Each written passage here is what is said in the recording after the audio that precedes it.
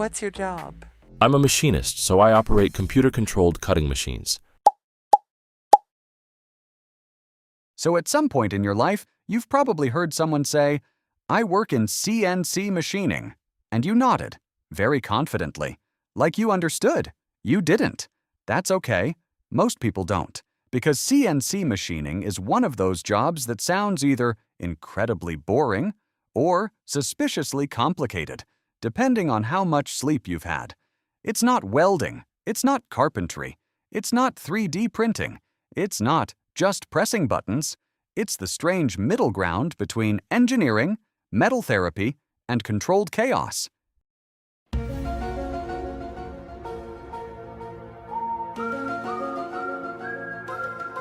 If you've ever tried explaining CNC to your friends, you know how it goes. So, what do you actually do? Well, I take a block of metal and remove most of it, but in a very precise way. Like carving? Yes, but with math.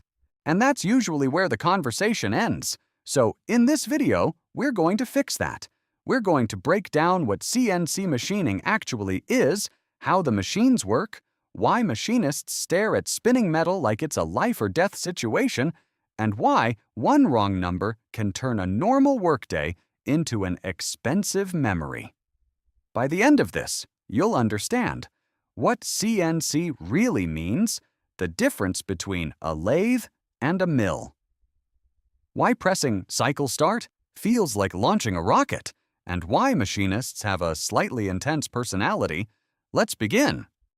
What is CNC machining?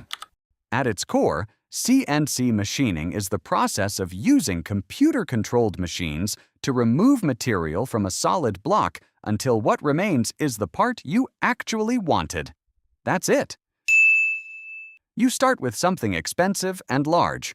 You remove most of it, and you hope what's left is still expensive.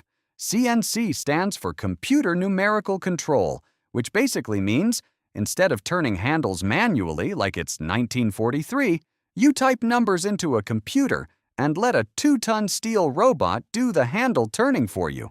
And by type numbers, I mean you generate a terrifying list of coordinates that determine every microscopic movement of the machine. It's like giving GPS directions to something that can destroy itself if you misplace a decimal. The two main types, lathe and mill. When people picture CNC machining, they usually think of one of two machines, a lathe, a mill. There are many more types, yes, but these are the celebrities. The lathe. A lathe spins the material. Imagine you put a metal cylinder into a machine and spin it very fast. Then you push a cutting tool into it to shave material off while it rotates. It's kind of like pottery, except instead of clay and artistic expression, it's hardened steel and existential anxiety. The part spins. The tool stays relatively stationary and moves in precise directions.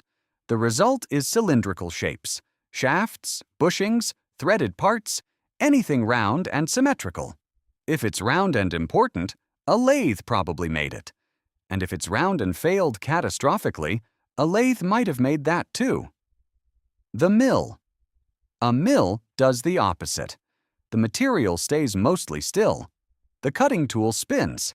The tool moves around in X, Y, and Z axes, carving away material like a very aggressive dentist. You can create flat surfaces, pockets, slots, contours, 3D shapes, basically anything that isn't purely cylindrical. If the lathe is a pottery wheel with anger issues, the mill is a robot sculptor that doesn't blink. What can you cut? Short answer, almost anything. Wood, yes. Plastic, yes. Aluminum, absolutely. Steel, yes if you respect physics. Titanium, yes if you respect fear. Technically, if you're reckless enough, you could also machine your own finger. But that's more of a one-time project.